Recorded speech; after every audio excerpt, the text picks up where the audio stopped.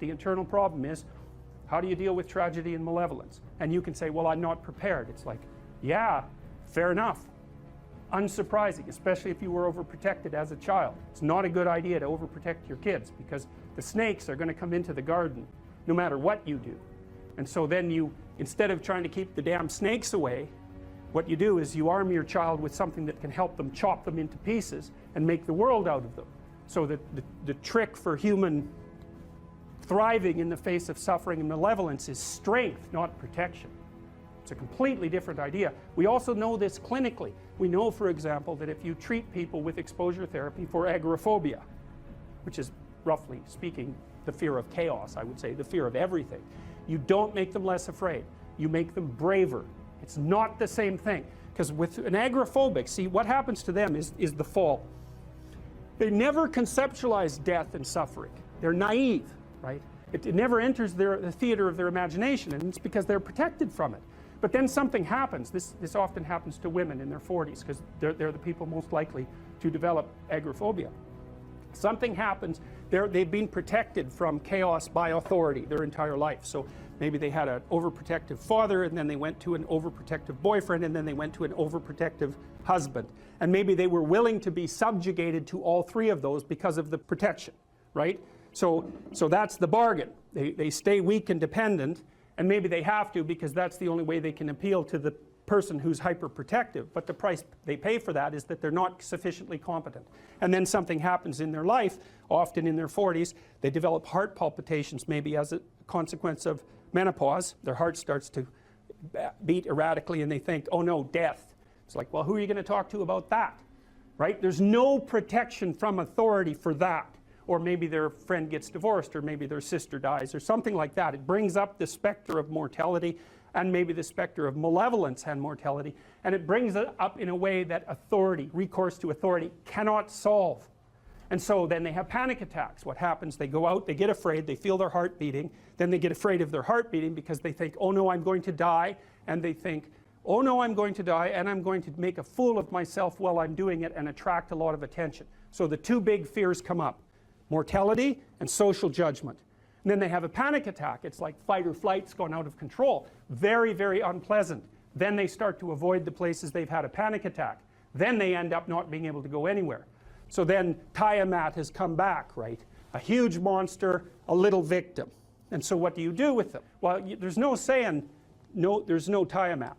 That's done, right? Their naivety is over.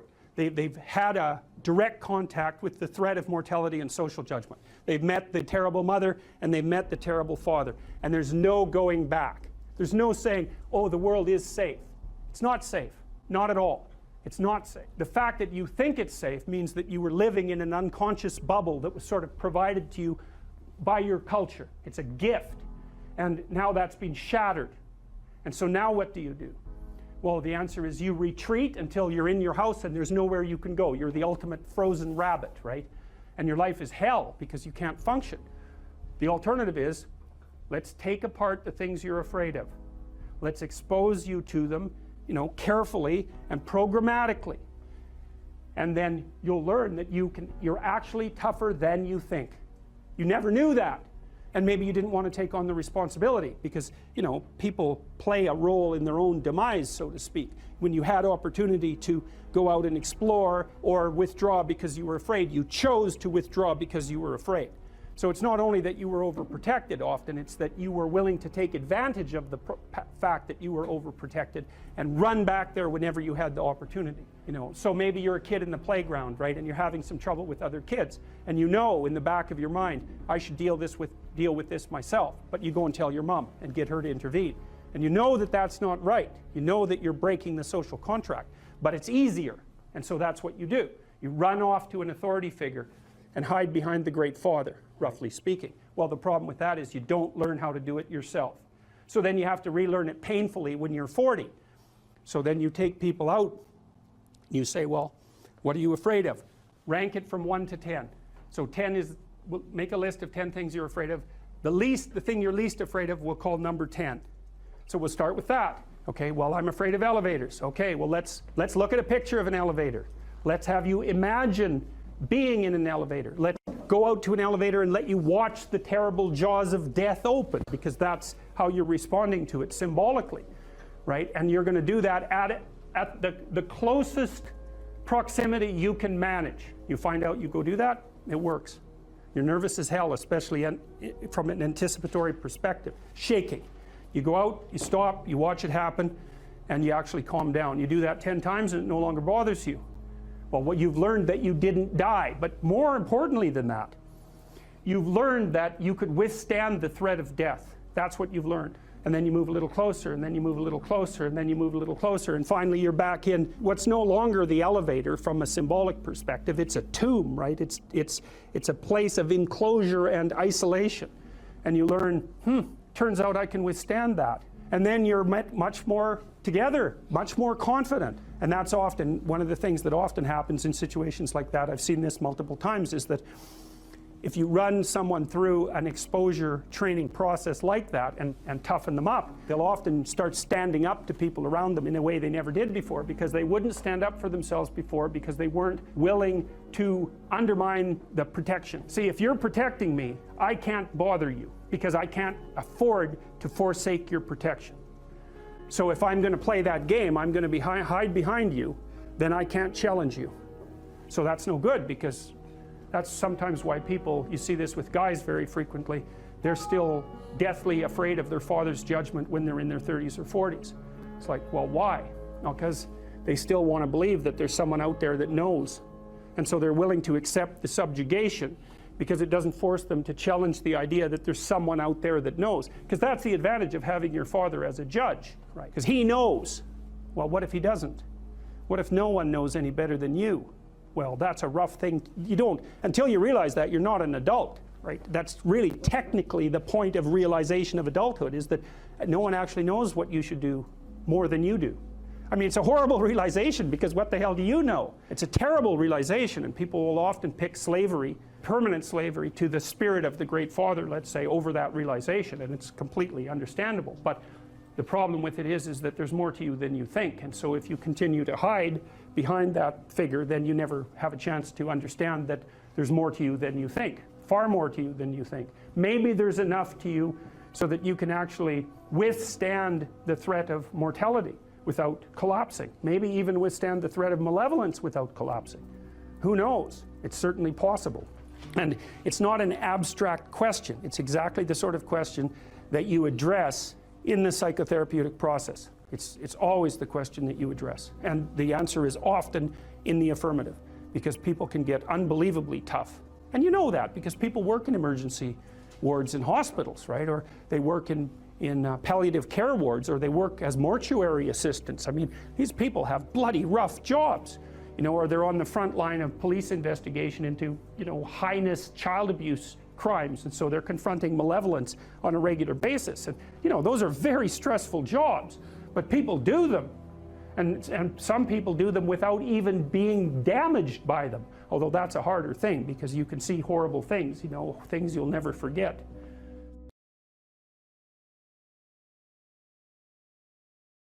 So let me bring in another chapter that nobody ever asks about, which is chapter 4 on puberty.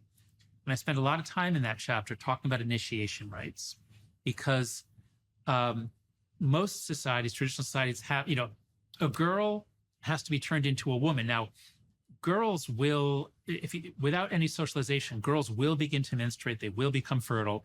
And so societies almost usually mark that point. But for girls, there's a sense that this will happen, and then they have to be inducted into the secrets about sex and parenthood and all those things. Boys, what I learned from my time in cultural psychology, boys is much harder, because boys don't turn into men just by getting older. Little boys are kind of like girls, and they're with their mothers. But especially in a warrior society, you have to get them from the world of girls and women to become a man. How do you do that? Well, a lot of toughening. They need a lot of toughening, and it's a long, drawn-out initiation. And we still see this in fraternities and sororities. Sorority initiations, I believe, are universally more mild at any university than the fraternity. The boys go through much harsher rituals. But where I'm going with this is how do you turn a boy into a man or a girl into a woman? How do you turn a child into an adult of their sex? You have to have some guidance from elders, from someone a little older, who is imparting knowledge to them, who is choosing what they consume in the sense of what stories, what inputs. And while we didn't do a great job of that, I mean, when you and I were growing up, a lot of the messages came from television, but at least those messages were made. None of the TV we watched was by other children. None of it was created by other children. It was all created by people in our parents' or our grandparents' generation. And it often had a moral. And it was, for me, it was very American. It was like, this is part of. So television and movies used to play a huge role in putting in the patterns, the knowledge that you need to be a member of your culture. And books. And books, thank you. Yes, of course, and books. So that's why people have cared so much about education and literature, because it's not just the facts you're learning. It's back to our point earlier about the reinforcement learning. If our minds are like an LLM, what are you putting in? Are you putting in movies and books and good television?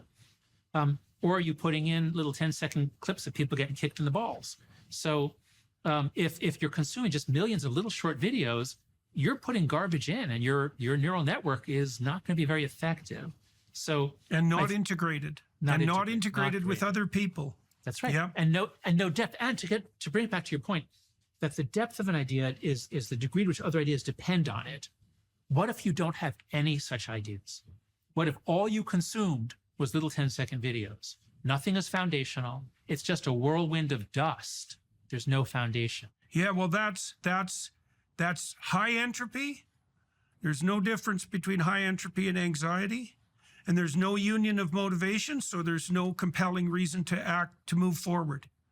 That's chaos. Yeah. That's the disintegration into chaos. And that's where a lot of anxiety and demoralization. Yeah, a lot of our kids are stuck there. Okay, let's close this off by the end of your book. You talk about what people can do, and you talk about what people can do at different levels of social organization, parents, governments, industry. Now, a huge part of the problem is technological rate of transformation and the race to the bottom, right? And that's something that's almost independent of the actors, unfortunately.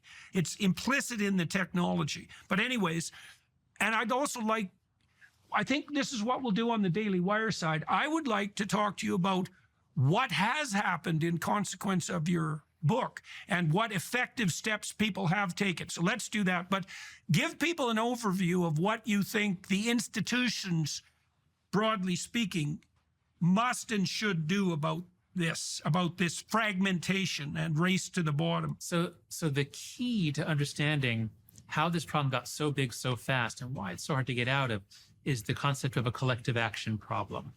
And so any parent who says, no, sweetheart, I'm not giving you a phone, you're 10 years old, but Mom, all my friends have one, I'm being left out. That's a collective action problem. If it was only half of the kids had it, it would be very easy to resist. Well, your child's the only one. Same with social media. And so these things, with cigarettes, at the peak of teen smoking in the 90s, it was, I think, 37% of American high school students smoked. You didn't have to smoke because a third of your classmates were smoking. Well, with social media, you do. If half your classmates are on and they're talking about you, you have to be on. Everybody ends up on. So it's a collective action problem. How do you solve collective action problems? Collectively. And so you can have, so what I propose 4 norms that if we can do these 4 norms, we roll back the phone-based childhood. And there's a role for different actors too, but here are the 4 main norms. The first is no smartphone before high school. Let kids have a flip phone, a basic phone, let them communicate, let them call each other, let them text. But do not let these companies get to them and take up every moment of their day. Now, I don't think this should be a law. In Europe, when I'm there, sometimes they say, we should pass a law banning smartphones for those under 14. As an American, I don't think we should say, you parents, you cannot give your child. So this is a norm. And as long as a bunch of parents start adhering to it, it becomes easier for everyone in the community to do it. So that's the first norm. No smartphone before high school, or 14 if it's not in your country high school. The second norm is no social media till 16. Now this, some of us are doing as a norm. I laid this down for my kids. But it's hard because I'm imposing a cost on my daughter. She says she's the only one who doesn't have Snapchat.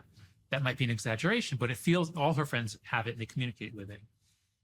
Here is where we really, really need help from legislators. We have minimum ages on things that involve graphic sex, horrific violence, addiction, and physical harm. If your kid's on Instagram, Snapchat, and TikTok, they're getting all that. So these are inherently adult activities, talking with adult strangers. We need a minimum age. And Australia has done it. Australia passed a law, it's going to take effect in November, that the minimum age is 16, and the companies have to enforce it. And there are a lot of ways to do that. So many companies do age verification. So that's the second norm. The third norm is phone-free schools. This is just a no-brainer. When you and I were in school, imagine if we could take our television set into school and watch TV during class and use our walkie-talkies and talk to our friends during class. I mean, it's insane. We never could have done that. But everyone with a smartphone has a lot more than that. They have 50 different things to do during class. So it's crazy that we ever let it get this far. But many states, about 11 or 12 states and a bunch of countries have now gone phone-free. It has to be from the beginning of the day to the end. So that's the main area where the world has changed in the last year, is phone-free schools. And then the fourth norm is far more free play, far more independence, free play, and responsibility in the real world. Because the book isn't about technology or social media, it's about childhood. And a phone-based childhood is not a human childhood. Kids are going to miss out on most of the things they need. So we can't just take away the devices and say, okay, you're an only child, sit at home, read books, play guitar. Like, they could do that a little bit, but we have to give them back each other. We have to give them back fun. We have to give them back thrilling adventure, hanging out, riding bicycles, going down and going down to the 7-Eleven, buying things you shouldn't buy, whatever. So if we do those four things, then we restore childhood in the real world. I believe that rates of anxiety and depression will go down. I believe kids will have more slow dopamine. It won't be all quick dopamine all day long. Test scores, I believe, will stop dropping. This is important. Test scores in the United States actually rose. Academic ability actually rose from the 70s through 2012, and then it began to drop.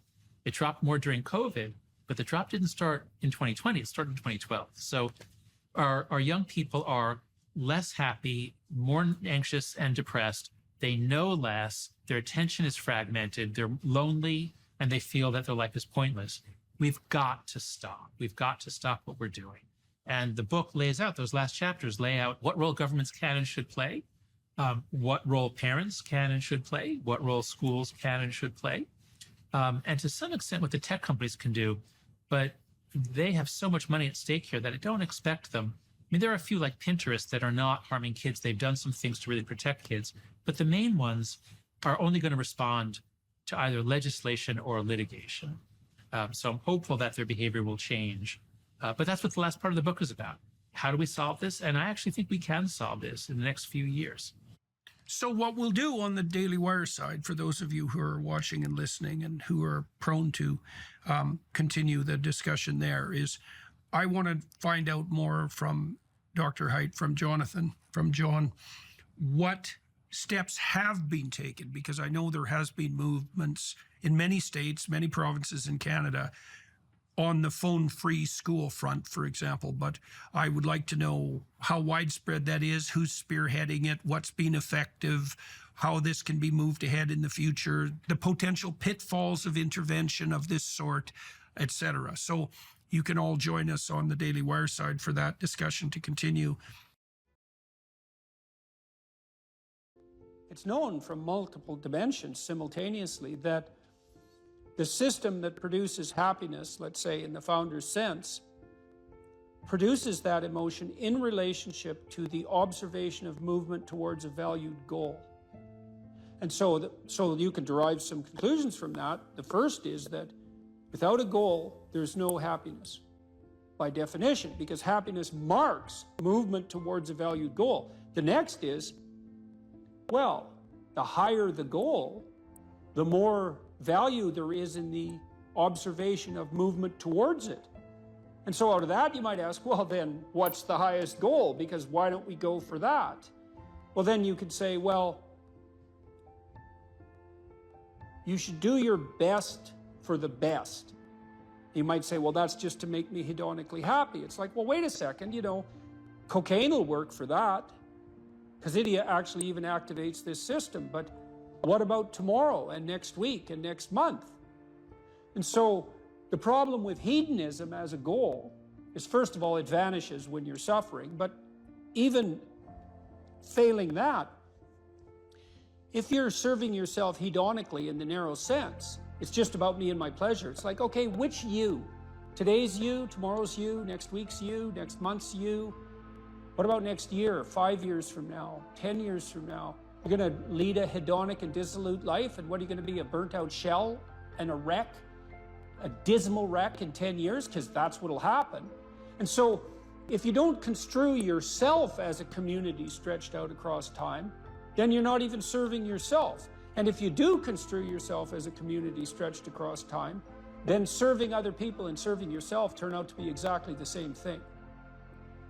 I just did a course on the Sermon on the Mount, and Christ, in one of the sections of that sermon, he says to people that you shouldn't lose your saltiness, you shouldn't lose your savor, and you're the salt of the earth, and without that salt, everything loses its flavor. And salt is a preservative, and it's a spice, and that's often conceptualized, that phrase, as referring to the salt of the earth, you know, the solid, reliable types who bear all burdens. But that is not what it means. I looked at a lot of different translations. I talked to a lot of people about that verse, and really what it means is, well, there should be some spiciness and unpredictability and humor about you. And there should be some play in the system, right? Because that's what stops you from just being the narrow, dead, past letter of the law with no spirit. There should be some snake inside the tree, right? There should be some fire inside the bush. Those are all ways of construing that are symbolically equivalent. There should be some dynamism in you, and a fair bit of that's associated with, well, enthusiasm. That's fun, but enthusiasm means to be imbued with the Spirit of God. That's why people like comedians so much too, because that's what they do. And so you have to leaven the duty with humor, and your book does a lovely job of that too, because your book, which is a very conservative book in the best possible way, and is a call to duty and responsibility, but you constantly return to themes of both stoicism and humor, which are tied together in some sense. You know, I was just in Newfoundland for the last week doing a documentary there, and Newfoundland's a rough rock, and it's beautiful and harsh, and the people there are tough and resilient, man, because they had to be.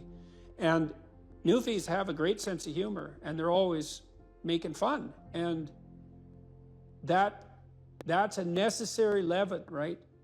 That ability to deal with serious matters with a light touch, and it's something I'm trying to learn to do more and more, even in the most serious of conversations, you know, too. Because if you're a master, you've got both. You've got that light touch and that sense of humor. You really see that in military people who've been through rough situations.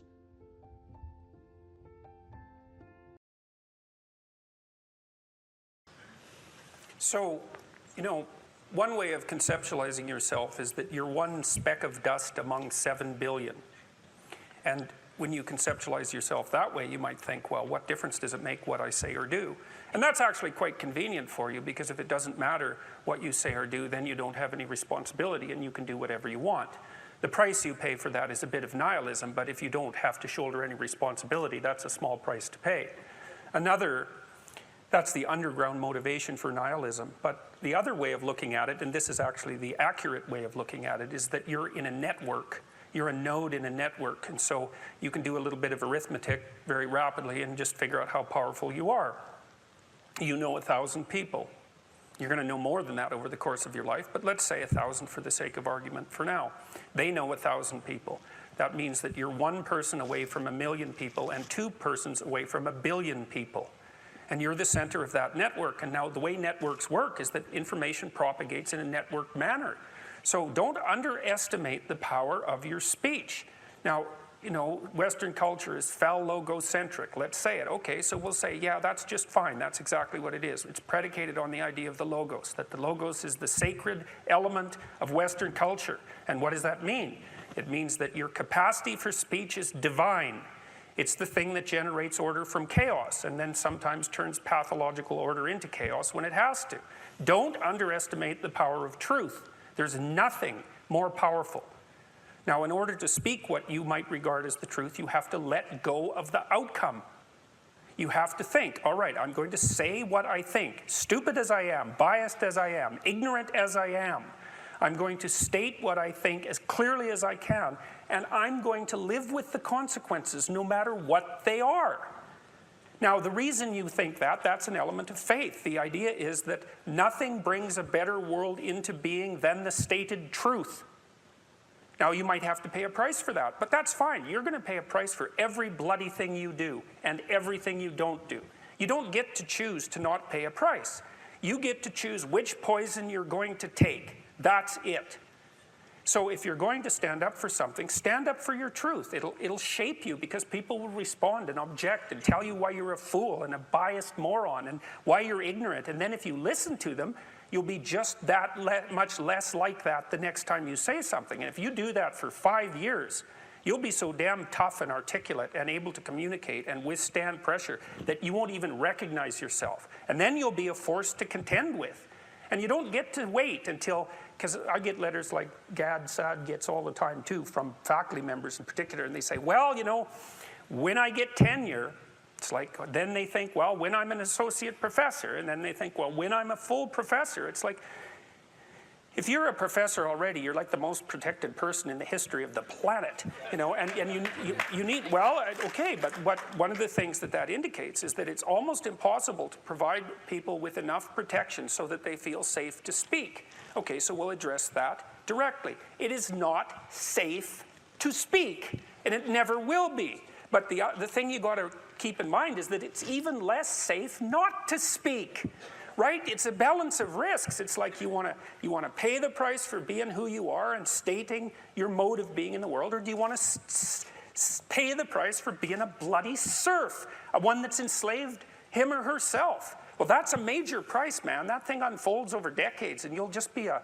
miserable worm at the end of about 20 years of that, right? No self-respect, no power, no ability to voice your opinions, nothing left but resentment because everyone's against you, because of course you've never stood up for yourself.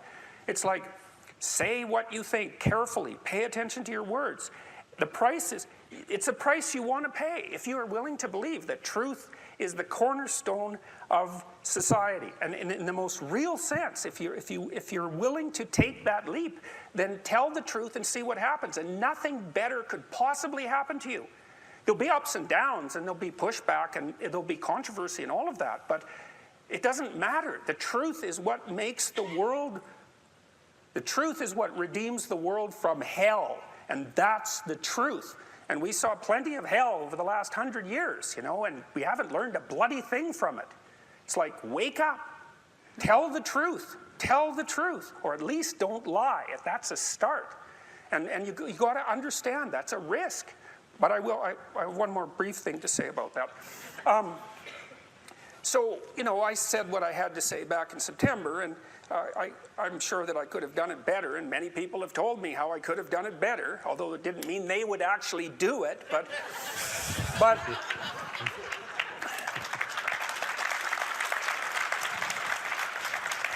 and, you know, my job was at risk, serious risk, for about 2 months, and it destabilized my family, who've been very brave about this. So, like, thumbs up to them, man. They've just stood by me.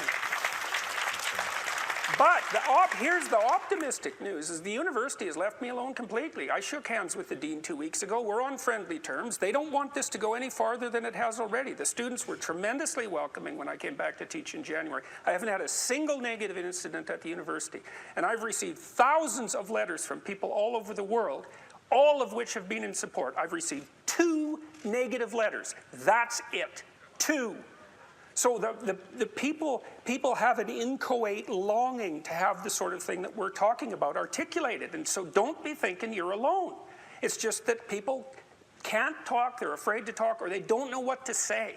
And those are real problems. So if you're reasonably articulate, like, start talking and sharpen yourself up. I mean, the enemy is a cloud. They're a cloud of gnats. They're only courageous in groups. They're only courageous in mobs. If you stand your ground and don't apologize and articulate things properly, they'll disperse around you like they're not even there. So most of it's illusion. So don't be afraid, but be afraid of the right thing. And the right thing you should be afraid of is not saying what you say, because that's the same as not being. And here you are, suffering away. You might as well be at the same time. At least then there's something to you. So.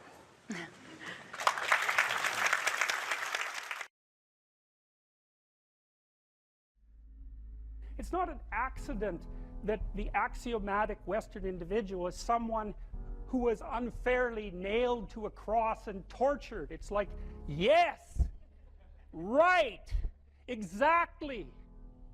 So what do you do about that?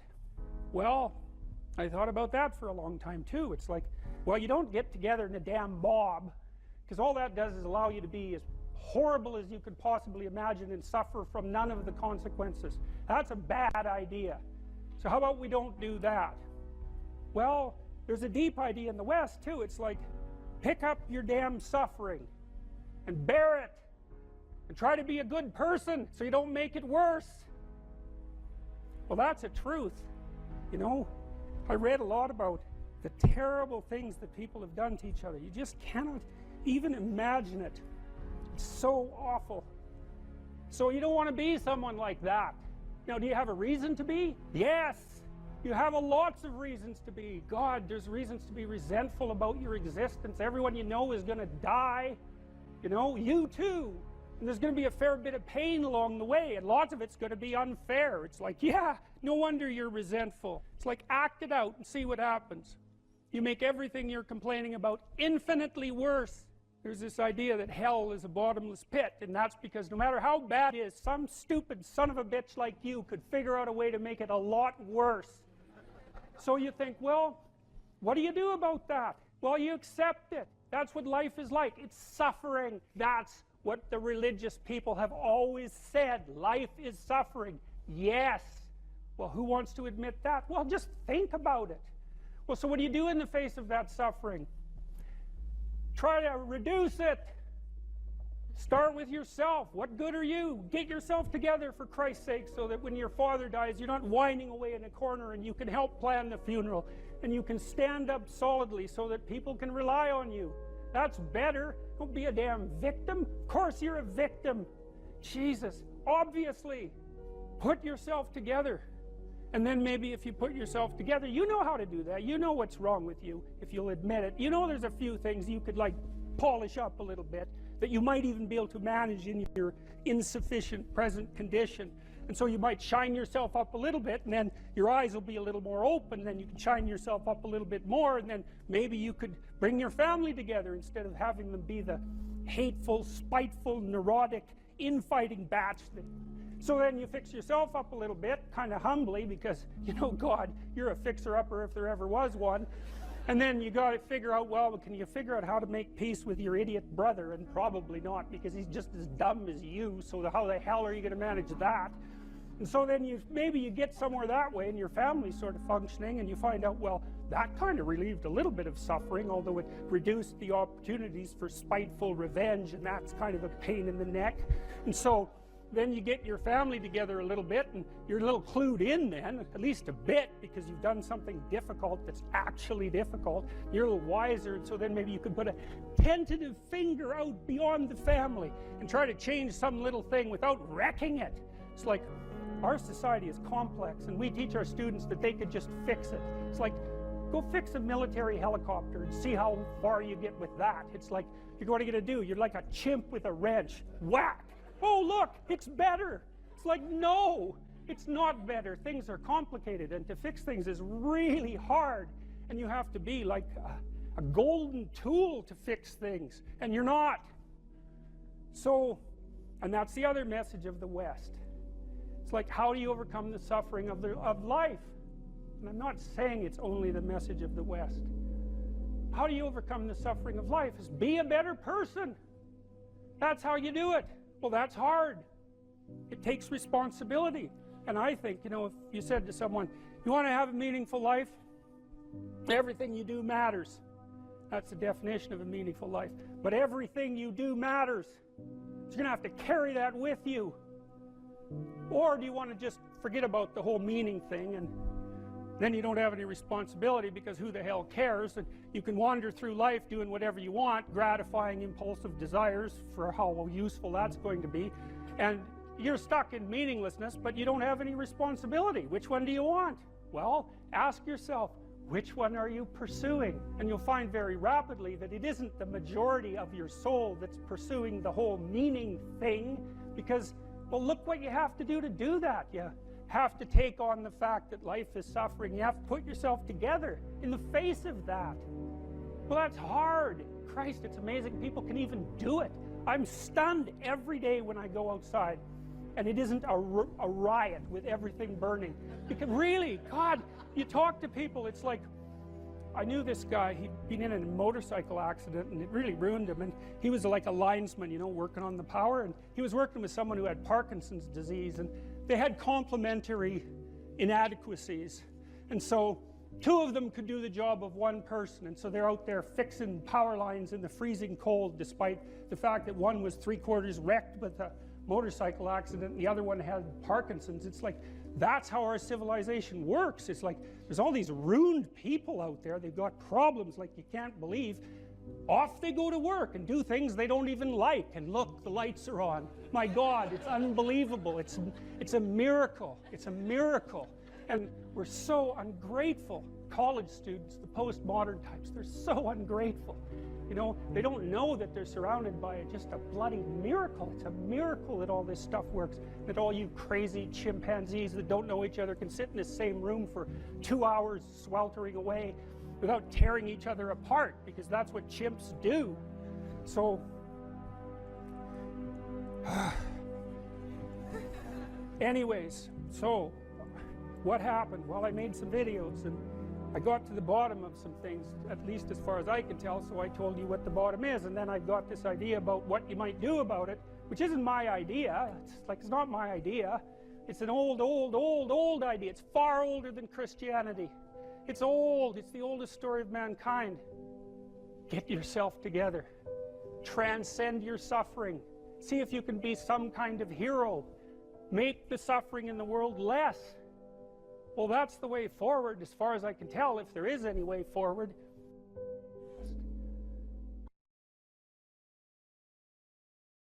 But, you know, I had this crazy professor that I met at the University of Alberta when I was about 18. And he was quite the bizarre person.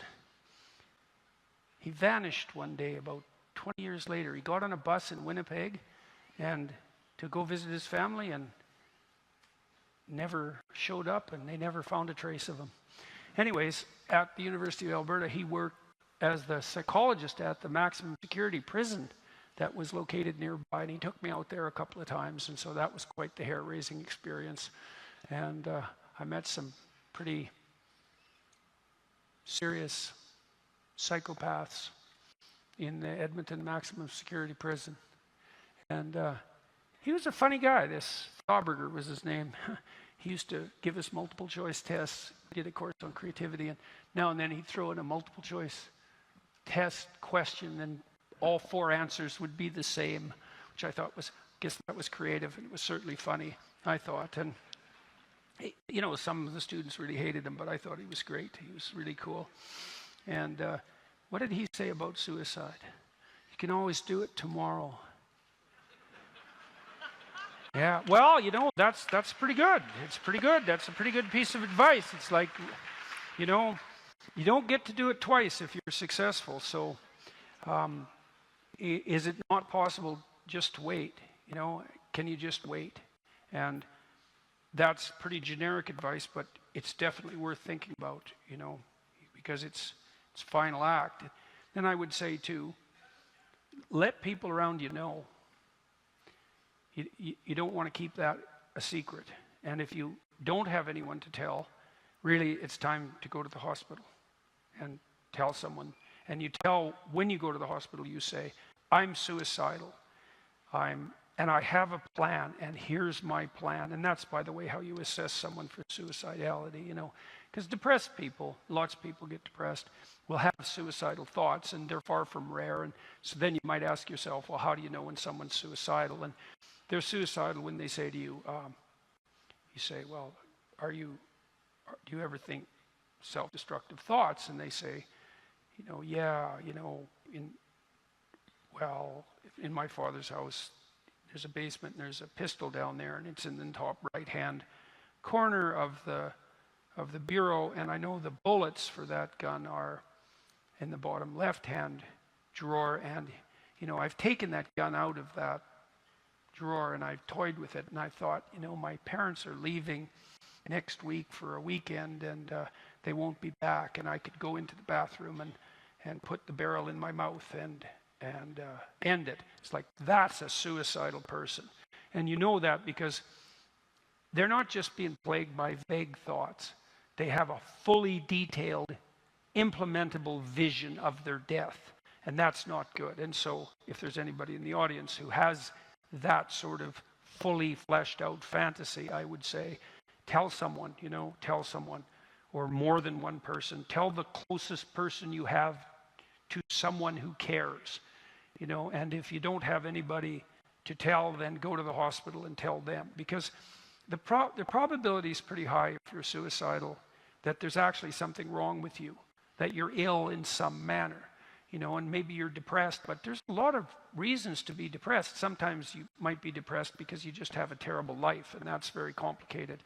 But sometimes you're depressed because you have an immunological condition, or an inflammatory condition, or, you know, you're ill in some way that hasn't been diagnosed, or you have seasonal affective disorder and your circadian rhythms are off. Like, there's a lot of reasons that you can get desperate enough to be suicidally depressed, and there's always the possibility that that can be fixed. And so, and it's tricky because when you're depressed, you definitely think that the future is dismal, and, you know, the past is dismal and the present is unbearable and the future is definitely worse, and it's all your fault besides. And that's basically the depressive cloud. It affects everything. It's very low level, profound, deep brain and psychic state. But it's generally rectifiable, and, you know, since you can always do it tomorrow, you might as well run the whole gamut of treatments before you make the final decision. So that's what I would tell people who are... Oh, and the other thing too, you got to understand too about suicide is that if there are people around you that love you, it's pretty likely that they'll never really recover. And so, you know, you might be thinking that if you took yourself out, you'd be doing the people around you a favor, but, and often people who are depressed, they really believe that. But, you know, I've had lots of clients who were pretty damn traumatized by a familial suicide, and they just torture themselves for the rest of their life thinking, you know, what if, well, I had one client, for example, her relative committed suicide an hour after she missed a phone call from him. It's like, how the hell do you recover from that, you know? Because you just think, well, you know, if I would have just been there, and then you can't talk to the person about it. There's no real way of rectifying that. You just live with that guilt, and it's a pretty damn awful thing. That's why most societies regard suicide as a crime, you know, because you leave an aftermath of catastrophic destruction in your wake, and that's also not a good thing. So, you know, if you're depressed, you're going to think it's going to be better for everyone else if you're just gone, but generally that's far from the truth. Almost inevitably, it's far from the truth. So those are some things you need to know on the suicide analysis and prevention front. There are people who are neurologically damaged, who have physiological reasons for difficulty in maintaining optimized attentional focus. You see that in people, for example, who have fetal alcohol syndrome. Most of the time, as far as I'm concerned, it's a rubbish diagnosis. PANCSAP, the same neuroscientist that I talked to you about, who investigated play behavior in rats, also noted, this is quite fun, that if you deprive juvenile male rats of the opportunity to play boisterously, they become hyperactive. And also, if you deprive them of the opportunity to play optimally, their prefrontal cortices do not mature well. And the prefrontal cortex matures late, and it constitutes, in some sense, the pinnacle of neurological development, and it needs to develop in the course of intense play. And then he noticed that if you administered hyperactive play-deprived rats amphetamine, Ritalin, that it would inhibit their frenetic playing. And that's pretty much what's happening in schools. So the schools are not well adapted to boys. I don't think they're particularly well adapted to girls either, by the way, but they're particularly not well adapted to boys. Boys aren't designed to sit still and be bored out of their skulls for 7 hours a day.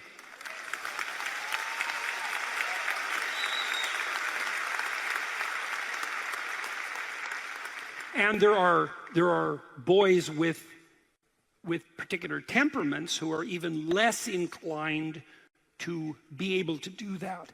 So, for example, if you're extroverted, highly social, possessed by a fair bit of enthusiasm and positive emotion, then you're going to appear more hyperactive. If you're creative, then your attention is going to be fragmented in some sense by the multiplicity of your interests. So if you're creative and extroverted, then you have both of those working against you in terms of your quiescent adaptation to the school environment. If you're disagreeable, which is also more likely if you're male, then you're quite likely to push back against what you see as stupid, arbitrary rules. And so we know perfectly well, for example, that attention deficit disorder overlaps with childhood conduct disorder and antisocial behavior. And I'm not saying that all children diagnosed with hyperactivity are conduct disordered. I'm saying that more aggressive boys tend to manifest symptoms that sometimes tilt them towards juvenile criminality and sometimes tilt them towards attention deficit disorder and hyperactivity. But it's partly their somewhat rebellious temperament. And so if you're disagreeable and extroverted and creative, then why wouldn't you be hyperactive? When amphetamines were first used to treat hyperactivity, the hypothesis was the following. Kids who are hyperactive or attention deficit disordered are of a different neurological type. Now, as I said, in rare circumstances, that's true. But absent evidence for neurological dysfunction, I would hesitate to make that presumption. The run-of-the-mill hyperactive boy, if you put him on amphetamines, Ritalin, his attentional focus improves. Now, the original hypothesis was that's because these abnormally neurologically structured hyperactive boys have a paradoxical reaction to amphetamine administration. It calms them down, whereas with normal people, they become more stimulated, okay? There's a word for that theory, and the word is wrong. Okay, so more intelligent and differentiated analysis has indicated that if you give any child amphetamines, the grip of what they're attending to is stronger. So all children are calmed down by stimulants perversely because the psychomotor stimulant, which is a dopamine agonist, which activates the focal exploratory system, does increase the capacity for focal attention. But it does that with all children. And so a positive reaction to amphetamine in relationship to attentional focus is no indication whatsoever, even in the most minute manner, that the diagnosis was correct. And so I don't buy it, except in these rare cases, is that we use amphetamines to conveniently modify the behavior of bored boys because we're too stupid to construct our education systems in a manner that doesn't drive them mad.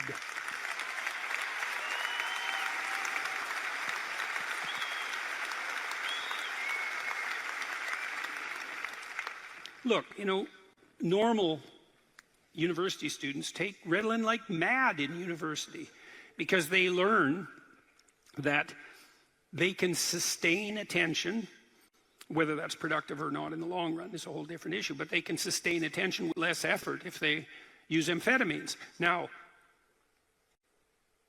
that's a degenerating game, fundamentally, like most drug use. And I suppose if it's very carefully regulated and the doses are low, then the negative consequences are less dramatic. But I think the whole thing's just, it's a psychosocial fraud. It's a, what do they call that? When a system produces there's a name for a disease that's created by doctors. I can't remember it. What's the word?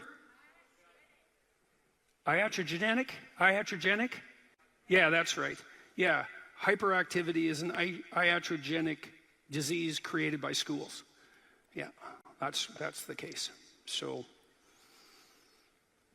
boys should play more, way more than they do, way more. They should play to the point of exhaustion in some sense every day. Really, really. They'll quit when they've had enough.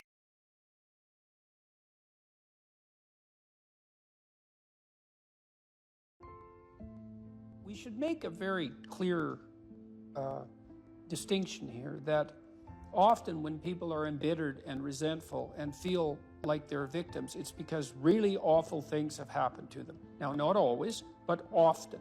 And so then the question is, well, if you're in a situation and something really awful is happened to you or has happened to you, then, well, why shouldn't you feel like a victim? And is there a better alternative? And part of what you were trying to lay out in this part of the book is what those better alternatives are. So part of looking for that hero is to find out from someone else's example. In your case, it was your mother, but these other sources that you described of people who were in a sort of hell in an undeniable sense, but who chose in a very real way to make it as good as it could possibly be given the circumstances. And so they had to turn to sources of power, let's say, and strength and fortitude and resilience that weren't in some sense obviously associated with the catastrophe. I mean, in your mother's case, it's a pretty tragic situation. She's a young mother, she has young kids, now she has breast cancer and she fights a losing battle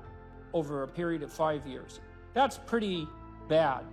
And then you have to ask yourself, given that that's obviously pretty bad, how is it even possible that someone could handle that with not only grace and courage, but the kind of grace and courage that leaves their children with an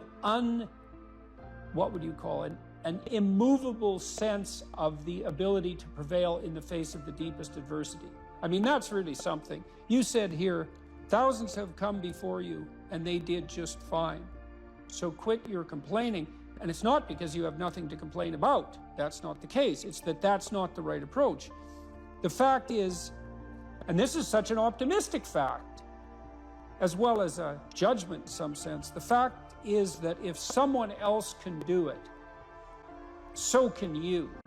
And that's something, right? If you're reading about the great heroes in history, people who are in these terrible situations, and you see someone rise to the occasion, and then you can say, well, that was a person who did that, and I'm a person, and so maybe I have that capacity too, even though I don't know how to approach it. And then some of the rest of your book, much of the rest of your book, I would say in some sense is a guide to help people figure out how they could approach that. One of the things you point out first is, well, notice who you admire, and then maybe try consciously practicing becoming like that. When you see someone in the depths of genuine suffering, hopefully what you're trying to do is to throw a lifeline, and one possible lifeline is compassion. And that's probably the right lifeline to throw an infant, who's suffering, that sort of overwhelming compassion. But For someone who is an adult or making progress towards being an adult, the lifeline that might be thrown is there's something within you that would let you be more than you are, and much more, and maybe enough more so that you could actually deal with this suffering so it didn't turn into hell and take everything along with it. And there isn't anything more optimistic than that. You say something here, which I think is extremely, I'm going to read something from your book here. It is true that character is to some extent innate. I would say what that does is that it provides each of us with a range of talents and a range of temptations. And so it's something like that. So it's the hand we're dealt, and there's certainly a genetic element to that. Our genetic makeup imbues in us certain proclivities, but it is as true that character is mostly a consequence of choices. Strangely enough, we all make them, and we should make them deliberately, with the knowledge that these choices are part of our responsibility toward a purpose other than our own selfish aims. That responsibility is to your family, friends, community, and country. That's something that conservatives put forward as a pathway to virtue. You know, and what's so interesting about that, as far as I'm concerned, as an antidote to atomistic liberalism, let's say, that hyper-privileges the individual, is that it's definitely been my observation as a clinical psychologist that in the depths of misery, the capability that you have to be of service to other people, your family, your friends, your community, your country, that's actually a saving grace under such circumstances. You know, and that people really find a deep and abiding meaning in that service. So it's not just finger wagging and the pointing towards duty. It's like, no, you don't understand that if you're in desperate straits, if your life has fallen apart, if you're nihilistic and miserable, and maybe you have your bloody reasons, because maybe you do, that's still the case that if you step outside yourself and you try to make the lives of other people better, that's the best possible thing that you can do for yourself.